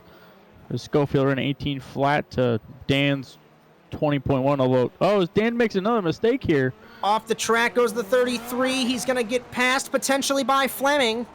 It's not going to really affect much as Moftaw is so far behind, but we just passed halfway in this race, and I know I just mentioned this, but these longer lap times, the more intense track, you kind of forget that it's a longer race. I'll actually bring in Ray Kingsbury. How different is this track compared to the regular Rallycross tracks? It's a whole lot different. I mean, if you consider our Rallycross tracks like Supercross tracks, in the motorcycle world, these are, motocross tracks. There's more to it than just driving into a corner or landing a jump cleanly. With the RX jumps, they're like tweaked for the cars, so you're gonna pretty much land them clean. With here, there's a couple doubles, and if you case them, you mess up your rhythm for the next 2 corners or such. And there's a lot of places you can put a wheel wrong and end up on your roof or end up in a wall. Very tricky to get right. But like we alluded to earlier on, Cody, Parker Fleming using that dirt bike experience with the motocross experience, certainly benefiting him holding that transfer spot. Yeah, he's not. I think he's kind of using just a consistency factor like we had in the last races. I'm looking at his lap times. He's only varied, besides lap 1, which is slower from the start, but he's only varied about 0.8 of a second. So he's been able to put real consistent, clean laps in and not make any mistakes. So hopefully I do not jinx him with being his team owner. So let's see if he can be able to bring this home and put sequential sim sport first time ever having 2 cars in the final. And once again, to all the viewers, you might think 0.8 is a huge gap on a Rallycross track, but because this track is so unpredictable, I would consider 0.8 very consistent. What a run for Schofield. Granted, we got 1 lap to go. He's coming to the white flag. He's going to finally potentially redeem himself after that heartbreak in Norway. Aish sitting in second, Fleming in third. Moftaw's pushing hard. He was only 0.2 up last lap, and we'll see how it refreshes here. 1 minute 20.691 to a 1 minute 19.5. 0.9 up was Moftaw on Fleming. The Egyptian might not have enough time. Yeah, as if this was the final, he might, but with it only being 6 laps, I don't think he'll have enough time. We'll see, though. Anything can happen. There's 1 car off track. It's Feldman. She was having issues earlier on, so we'll put her 20th place in the overall classification. Schofield leads Aish, leads Fleming, Moftaw, Howell, and Ramsey. Ramsey came together earlier on. I think it was with Moftaw, so that really sealed the fate of Ramsey. 1 minute 19.2 for Schofield, 19.2 for Aish. So those two out and away from Fleming in the 434. Final sector, final complex. This corner reminds me a lot like Shanghai and F1. It just keeps tightening, and then goes the complete opposite direction. Just add a couple jumps and a couple berms and some dirt, and then it'll be the same thing. Final corner for David Schofield, redeeming himself from his mishap in Norway. He transfers to the feature race ahead of Daniel Aish and Parker Fleming for sequential sim sport. I'll give you a second to celebrate. You can be biased, it's okay. Sequential has both cars in. Moftaw is out. Howell is out. Ramsey and Feldman out as well. I will step away. We'll bring in Charlie Daniels for some Twitch land interaction. I'll see you guys in a couple minutes. 1 HP Rob with 15 more gifted tier 1 subs. That brings you to 15 gifted subs on the night. And total, man, you are the top sub gifter for the month easily. Thank you so much for the support. And everyone just hanging out and watching, that's big support too. So we really appreciate the viewership. If you haven't yet, hit that follow button. Make sure your notifications are turned on. We are streaming 4 days a week. I almost said 4 nights, but Thursday streams are going to be more midday. So let's go through it. Tomorrow, Thursday, our very first ever episode of Micah Plays Games. This is a new talk show in the Micah and Brownie universe where our live show MC, Micah Kranz, is going to hop on, play games with chat and me and probably down the road some other Nitro Circus athletes. Tomorrow we'll be streaming at 1 p.m. Pacific time, 4 p.m. Eastern time. We're going to play some Wreck Fest with open lobbies. So make sure you all come down, join the fun for some Wreck Fest. We'll be talking about the week in action sports news, as well as some fun announcements that are coming up in the Nitro Circus world, and whatever else comes up. We're keeping it loose, and it's just gonna be a fun gaming stream with chat. So make sure you join us for that tomorrow, Awesome! 4 p.m. Pacific, 4 p.m. Eastern time, 1 p.m. Pacific. We got Liquid Wrench with 100 bits. Thank you so much for the support. And then next Monday, back to iRacing with the Sports Car Challenge. I did not do any kind of research ahead of this to look up where we're at next week for sports I cars. can help you out with that. Let's hear it, Cody. Yes, Montreal is next week for our sports car challenge here, and then on Wednesday for Rallycross, we'll jump to that right away. It will be Crandon. So Great. So Montreal Monday, Crandon Wednesday, and both of those iRacing streams will be at 8:30 p.m. Eastern time, 5:30 p.m. Pacific time, and then Tuesday we'll have Nitro Circus League, which will once again be Jettas on ovals, which we did last night, and we'll be finishing up that short series on Tuesday. As a reminder, I vowed that if we hit 3,000 followers by that Tuesday stream, I will race in one of those. So we got a ways to go, but tell your friends, come follow the channel. If we get over 3K followers by Tuesday, you will see me wrecking the field in that race. And then the week from tomorrow, we'll be back with Micah Plays Games. I don't know what game we'll be playing. We're tossing around a bunch of ideas. Let us know in chat what you'd like to see. If there's any game you'd like to play, we on the agenda for the future. We definitely got Rocket League. We've got Call of Duty. We've got Apex Legends. Any of those are in the mix. Shout out your favorite multiplayer game, especially if it's cross-platform. We like to make those gaming streams as inclusive as possible for people on different platforms. So anything cross-platform is awesome, especially if it's free to play, like Apex and Call of Duty Warzone, games like that. Flat Out Forest with the flat out fact: all the Fords made the feature in this race, you guys. That's an interesting fact. Yes, I did. As Victor, I don't know if you want to hop on board with someone, since we got Ray here and he's kind of used to driving this track. If he wants to give us a quick rundown on how to go around this place, that'd be great. Yeah, happy to do it, Cody. So you see Phil, he's going over the first turn there. It's really a jump, and then it's this really bouncy kind of rhythm section, and you're just trying to keep the car level into this long left-hand sweeper. You really got to fire the revs up early to keep the car rotated, otherwise it pushes wide over this third jump here. And then you want to set the braking zone up early so you don't do what Phil just did. And hit that inner bank. You need to remain straight there. True NASA fashion, okay? Rolls in on live coverage, okay? That was great. But Ray, your improv while commentating skills were spot on right there. Nice work. Oh, I mean, we're at the back half of the lap here. I don't know if we're gonna have enough time, but you can see with one of those doubles I was just talking about earlier, as Parker decides to cut half the class. Or half the course, not half the class. May have cut half his classes.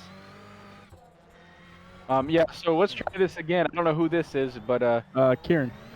Kieran hopefully won't roll it, but you definitely want to like line it up nice and straight between these two jumps up here. And if you do that, you could get it to the apex for this left-hand sweeper. And you got to be careful because if you don't get it right, like Kieran just almost got it wrong, this happens and you run wide and you can get a slowdown right over the grass here. And then you're pretty much flat out over this crest. You want to keep it straight. I don't know where Kieran's going. You want to keep it straight because you don't want to be on the grass and then head on into this wall. This is so backfiring. You can rip a handbrake like Phil's doing, and you could hit that apex there. And then there's another rhythm section. You got to keep it real level, and then a left-hander, kind of where Matt is right here. And this one's difficult because the car wants to understeer up the hill. Matt did a good job keeping that tidy. And then you're onto a downhill left-handed jump, which you need to land on the lander or you push wide off into the grass. And then you see that really interesting last couple corners, which are 2 switchbacks and then a couple tabletops and doubles, and then across the line. And if you got style like me, you throw it over the lions at the start-finish line. As we did catch that. You're welcome, Charley. No, I mean, I was trying to do a 360 over it. All right, gentlemen. As we get ready for round number 192 of the championship overall, and the 7th round of the 23rd season of the Simracer Coin NASA Rallycross Challenge presented by Nitro Circus. Our coverage today brought to you in part by KES Industries, Keep 'em Spinning Industries, Adaptive Controls for Sim Racing, Ferris Shifters, Facebook.com/Ferris Shifters, shift your way to the top. Simracer Coin, the cryptocurrency made by sim racers for sim racers, and our 12 racers will race to own the winner's coin tonight. You can check out their platform, vision, and mission, simracercoin.org, and iDrive Sim Training, drive safe, arrive safe, iDriveSimTraining.com.au.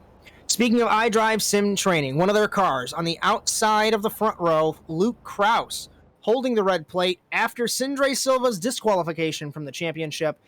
And we thank you all for joining us here on Nitro Circus Twitch. Hashtag NASA on Nitro. Be sure to join the conversation not only there, but at NASA on iRacing on Facebook, Twitter, and Instagram. If you're watching on the Automotive Sports Network on demand, thank you for joining us here. Hashtag ASNTV USA. And we will have the Discord links not only in chat, but in the description of the on-demand show. Charlie Daniels in Twitchland, Victor Vallee in the production truck, Cody Erdmann next to me in the commentary cube. I am Josh Mertz as we bring you live coverage of the NASA Rallycross Challenge here on Nitro Circus Twitch. Luke Krause, Bodie Cryer will lead us to the green flag here in Michigan as we in Bark River. Cryer gets a better jump than Krause, but over the jump for the first time. Krause leads Cryer, Philip Krause in third, Cohen Attard, Hook, Kingsbury, Hartley, Schofield, H. Lambert, Forrest is around, awesome. And we have the 434 of Fleming struggling as well. Subaru's in the top 5 positions. Then we have a Volkswagen in 6th. Exiting turn 3, over the jumps, into turns 4 and 5, and the dirt, the crest, the dirt jump, whatever you want to call it. Very tricky corner. We've seen Calamity all race long. Luke Krause right on the rear wing of Bodie Cryer in the 05. Philip Krause loves this. So does Hook. Over the whoops. Points leader Krause in the 134, stuck behind Cryer. As we pass the pit lane entrance, over what I thought was the start at the beginning of the show, Hook slides it over there, nearly hits the wall. And a very clean start here, Cody. Cryer out front, Krause, Hook, and that's Attard bowling his teammate out of the way. As I believe that was Hook. Yeah. The Hook was trying to get under Phil and had to check up. Hook was over. Goes Hook in the 137. As I think we got a full count up to 6 now, as Kieran also got checked up there. The count is at 6. As we got a battle for the lead up here is Cryer and Luke Krause putting on a show up here for the fans with Philip Krause P3. And then, yeah, Attard and Kingsbury's up to P5, so good way of making his way through the field. As Hartley dives it in on Matt Kingsbury, can't make it stick.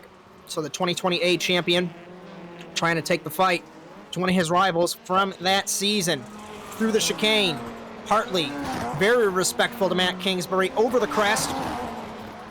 As we look at the battle for the lead off screen, Kingsbury has just drove it into the fence. in the 21. Kraus battling Cryer, trying to take the fight. Granted, the last lap was the first lap. It was half a second difference between Cryer and Kraus, and it was Cryer that had the faster lap. And you are jumping into the unknown, effectively, when you make these crests. We enter the final sector. On board Luke Kraus in the 134, the Fiercely Forward Subaru. Remember, Fiercely Forward and Spark effectively teammates in, well, not effectively in the Sports Car Championship. I don't think they're going to be that nice to each other here in Rallycross, but Cryer holding off Kraus, and then Philip Kraus in the 19 very close. Yeah, just a reminder that Luke Kraus is up on Philip Kraus in the point standing, so this would give him more of an advantage going into Crandon, so as they run at the moment. As entering that corner, I just looked at the bumps and the whoops that they had to go through. It reminds me of the Aspen circuit we used to run on NASCAR 2003, because you have to take the first jump and not land in between the first jump and the last one. Otherwise, it's going to get a little bit ugly. Oh. Cryer over the crest, a little bit slideways. To the inside goes Kraus in the 134. These guys side by side. It's going to open up the opportunity for Philip Kraus in the 19, but Kraus is not there. Through the whoops, he was a little bit sloppy in the 19. Commentators in the 131 getting close. We can't take our eyes off this battle, Cody. Yeah, no, these two both ran 117.1s to Philip Kraus's 117.6. So putting a half a second on the field as Harley jumps up to P4 as he got around a tard. As we begin lap number 4 here in just a moment. Cryer was wide on the berm. He's going to open up the inside to Kraus in the 134. Better run off the corners. Cryer utilizing the all-wheel drive, and Kraus still holds second as we begin lap 4. Oh, as Kraus looks to do the crossover, but was played it smart because, as we saw in the onboard there, you couldn't even see him for a second there as he tries to cut up the inside. 3 contact between them. Luke Kraus saves it in the 134, side by side. Very respectful are these two drivers. And Bodie Cryer trying to get his first win along with Luke Kraus in the Simracer Coin NASA Rallycross Challenge. Cryer, very good on the stadium truck tracks. We've mentioned that before. As we get close to crossed flags, halfway home on lap number 4 of the feature race here in Michigan. As Cryer not sliding through that corner, Cody. I don't know if that's going to hurt him. No, as he also ran kind of wide. I think he was trying to use a little bit of the cushion out there that's built up. As Kraus is now trying to put all the pressure on Cryer here, see if he can pull a maneuver out as he does the crossover here. Cryer shuts the door on him. Definitely some kind of short track dirt oval moves trying to be pulled here, and none of it's working. As he utilized a little bit of the berm, did Cryer in the 05, trying to maintain the advantage as we take crossed flags halfway home in the feature race here in Bark River. Over the crest of turn 1, Cryer ahead of Kraus. We're not missing anything. Actually, we are. Hook and Aish contact over the jump, and over goes Hook again. Flip count is up to 7 as those guys brawling in the back of the field. As also with these top two, they've checked out to 4 seconds on Philip Kraus. Oh, as Cryer bounces off the inside berm, that gives his run to Luke Kraus. But he slides it very conveniently in front of Luke Kraus over the crest. And he positions his car unintentionally in the best places after mistakes like that. I wish I could get that lucky. But 4 seconds ahead of Philip Kraus, and it's a further 4 seconds from Kraus to Hartley. And I really want to pay attention to the middle of this field, but we can't because of the shenanigans. It's Fleming. I was looking off monitor. Fleming hit the berm and nearly drove onto the other side of the track. That could have ended in a catastrophe. As he's battling with a tard for P8. He was in P8 and then lost it there to a tard, so see if he can possibly get it back. Cryer over the berm. Maintaining the run on the outside is crucial to Cryer holding this lead. The level of respect between these two is immense as we take 3 laps to go here in Bark River in Michigan. And this might look processional. It might not be very action-packed from the outsider's point of view, but to see these cars driven to perfection, side by side, so respectfully, blows my mind. as to how they can do it through the chicane. This has to be one of the toughest parts of this track, and I say that as the whole track is difficult. But Cryer landed pointing towards the wall, and he saved it. Yeah, he's been doing that. It's kind of been scared me a little bit, but he's able to snap it right back to the right. I wonder if he's kind of Scandinavian flicking it going into the corner. Kraus was wide on the entry. That made him cut down for the exit of the corner. Cryer still holding this advantage. Nothing between these two drivers as we get to 2 laps to go here with a couple corners left. Kraus to the inside. Will he try and take the line that Cryer did? No, he can't. Not yet. Cryer shuts the door. I'm surprised that Cryer or that Luke on the binders there. I'm surprised that Luke hasn't tried something different. He's been running just the same thing, and it's not working. Like, if I was in Luke's favor, like when I was chasing you or you were chasing me, like after a couple times, if something not working, let's go dig in the bag a little bit and see if there's a different move he can pull on him. As I am just speechless as to what we're witnessing with 2 laps to go. On board Luke Kraus in the 134. The last lap was a 1:18.7 for Kraus. Hit the berm there in the 134. Cryer was 0.3 up on the Canadian that last lap. He does it again. Every time that I think he's going to run it wide and put it in the fence, he just makes the corner. Yeah, he's been putting the car exactly where he wants. As he runs a little wide there, that gives a chance to Luke Kraus to catch up here. And Luke's been running very tight through that section there each lap. If I look at these cars, 5th gear, 6th gear, I don't think they're going to be shifting at all. Down to 3rd gear, I think, is the lowest gear. To the inside, Kraus goes on Cryer. Side by side, will they make contact? No. We get ready to take the white flag here in Bark River, and this battle has been going on all day long, all race long between Cryer and Kraus. Cryer has the outside run like he has all race long. White flag in Bark River. We might see a photo finish for a victory. In the first time in the 9 years of this championship, we might see one. Kraus has to do something different here, Cody. He's got to make it around Cryer. Yeah, these two been putting on a great show. As the back of the field really hasn't changed. We have Philip Kraus, Matt Hartley, Jason Hook, David Schofield, Daniel Aish, Kanona Tard, Parker Fleming, Lambert, Kingsbury, Forrest, and Kingsbury 1 lap down. Inside, Kraus on Cryer, exiting turn 5.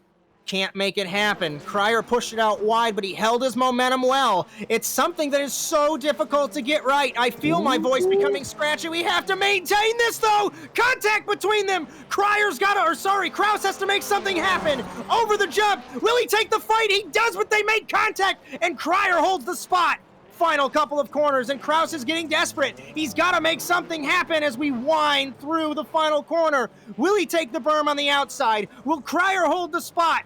Final corner is coming up, and Bodie Cryer holding the spot.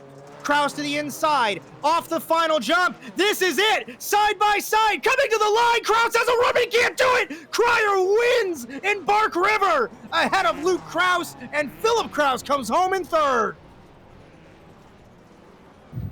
It is an absolute stunning race we've had there. As Philip Kraus brings home, Yep. Phil P3, it was my stuff was trying to catch up here. Philip Kraus P3, Matt Hartley P4, Jason Hook in 5th, Schofield in 6th, and then Kanona Tard in P7, Daniel H, P8, then Parker Fleming in P9, Brandon Lambert, Kieran Forrest, and Matt Kingsbury rounding out your final here as we put on a show here at Bark River. While we wait for our hopefully top 3, as we know Luke Kraus doesn't do interviews usually, we're going to wait for our top 3. I'm going to get Charlie Daniels to give us a Twitch reaction to the feature. Chat is collectively trying to figure out where our lower jaws are on the floor. What a race, guys. Wow. One thing I did want to say, first of all, Liquid Wrench with the 200 bits during that race. Cheering hard for the racers. Nice. Thanks for the support. And prior to the race, I spoke to Luke Kraus, and he said he actually adjusted his setup to sacrifice some speed to keep the car from bottoming out on some of those big rolling jumps. I'm wondering if that speed sacrifice is coming back to bite him there in that final couple turns where he's looking for that first place finish, guys. I know he probably won't come in for an interview, but if you happen to grab him, it'd be an interesting conversation to have, that's for sure.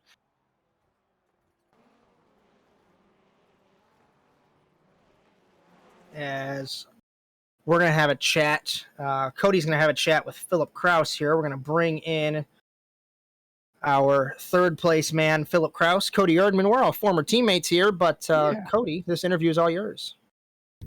Hey there, Phil. Hello. You do not sound like your normal voice of being alone. Them two really checked out, and you were kind of the only man on the island there in P3 the whole time. Yeah, just kind of vibing in no man's land. Didn't have the pace to catch them, but kind of had enough pace to keep the guys behind at a comfortable distance. So just riding around for third the whole race. Apparently they had a really tight battle the whole race, so I'll have to watch that back sometime. Yeah, they put on a great show up there. We're hoping to see you up there as well. Is there any spot that you felt like they were kind of beating you? Like, is there a certain section that you think you should try to work? Or, well, that's gonna sound bad. Like a spot that you know where you can work on when we come back here? Yeah, not really. There was like one of the third last corner I was messing up a fair few times, but other than that, I felt like I was driving decent. I just wasn't quick enough. Well, put on a great show here. Especially in that your heat race, you checked out and just ran away from them. So, what sponsors would you like to thank here for having a P3 run? Spark Virtual Racing, drivesvr.com. That's their website if you want to check them out. They got some pretty cool rigs, and obviously the boys at Nitro Circus for helping us out and really putting us in the limelight. Wouldn't be able to be on the scale we are without y'all. Exactly. Well, thank you, Phil. We'll see you at mine and yours home state track of Crandon. Yes, sir. Every interview I do, I'm not prepared, but I'm really not prepared for this. Bodie Cryer, what the hell did you do to maintain that lead, and how was that race? Oh man, that race was so much fun. It was a nail biter. Yeah, it was such a good race. We've been practicing all week for this. I'm glad it turned out good. Describe to me, obviously, the battle between you and Kraus, but how difficult it is to maintain focus on this, relatively speaking, crazy or insane or whatever you want to call it track. I think I probably have a little bit of an advantage just because I run the trucks all the time. So I mean, I'm already used to this track, so I didn't really have to learn the racing line. But other than that, I mean, yeah, Luke was all over me. So I mean, it was I saw him in the rearview mirror the whole time. So it is just really, really fun. As I don't think I've got anything else. Cody, do you have anything for our race winner? I will one compliment. You put on a great show for us. It was amazing. Thank you, sir. Do you think you had something? If Luke did happen to get around you, did you think you had something like a move or a spot that you knew that you were better than him, that you were able to take advantage and pass him back by if he did get there? Which for you, he didn't. So. Well, I felt like I had I had something on the like after the jump, after the start line, that weird off camber jump, like at that little straightaway right before the next jump. I felt like I had something there. I kept pulling from people. So I mean, that was about the only thing I felt like I had. Yeah, it was. You seemed to pull up there, and then he would kind of catch you back up in that little whoop section. So it put on a perfect show for us, and then that was our first photo finish coming to the line. So it's glad to see you guys in it. So Josh, that's all I got. So As before we let you go, do you have any partners, any sponsors, anybody you'd like to thank for the result tonight? Oh, of course. You guys for putting on the show. iDrive Sim Training, DGR, everybody over there. We all have a blast. Couldn't do it without them. That's about it. All right, buddy. Well, I'll tell you what. This result puts you 5th in the championship, which 73 down, which it's a decent amount down. But there is the little Endurance Cup Championship, the mini championship, and we go to Crandon next week. So maybe everyone else just shouldn't show up, right? Well, hey, no, they should definitely show up. But yeah, I'm gonna keep my hopes up for Crandon. That's my other favorite track. All right, buddy. Well, good run tonight, and we will see you next week in Wisconsin. All right, thank you. As Bodie Cryer becomes the 32nd winner in the Simracer Coin NASA Rallycross Challenge, and this is actually, while I have this document up, this is the first time that we have multiple first-time winners since 2020A, because it was Jake Robertson, Matt Hartley, Okenhaug, Matt Kingsbury, and Harberts. So 2 first-time winners this season. It was Rafos and Bodie Cryer. Charley Daniels, Twitchland summary, your thoughts, and we'll wrap this thing up. Big old love fest in chat about what an amazing race that was, guys. I'm hoping everyone who's hanging out for this race comes back for our streams next week, because we can guarantee there'll be at least a few moments like this, and maybe even better. And Cody? Yeah, if this is any indication what we have coming for next week, you're definitely going to want to tune in, as this was, I would say, probably one of the top 3 races we've had so far this season, if not number 1. And Crandon, my home track for this series, although, fun fact, never been there, because it's like 4 hours north of me. So one day, me and my girlfriend would probably go there. Josh, I would love for you and your lovely girl or fiance to come join us. We'll get there. Yeah, this was an amazing show, and I'm really looking forward to next week in Crandon. As I'm assuming Victor Vallee is not going to want to have a final thought, so I'll go ahead and I will wrap this guy up. Programming notes for Nitro Circus Twitch, powered by the Automotive Sports Network. Next week, like we mentioned, we have the Canadian Grand Prix at Circuit Gilles Villeneuve for the Penguin RC Simulation NASA Sports Car Challenge, presented by Nitro Circus. 8:30 p.m. Eastern Time. You'll join myself, Charley Daniels, and Mike Berry for that show. And next week, the Simracer Coin NASA Rallycross Challenge, presented by Nitro Circus, has the Crandon Off-Road Experience by iDrive Sim Training in Wisconsin. As for today, Sim Training Bark River Brawl, it is in the books with the first ever photo finish. And I know we're not looking at live pictures, but it's very fitting that the sun sets on the track with no lights to darkness after that crazy race.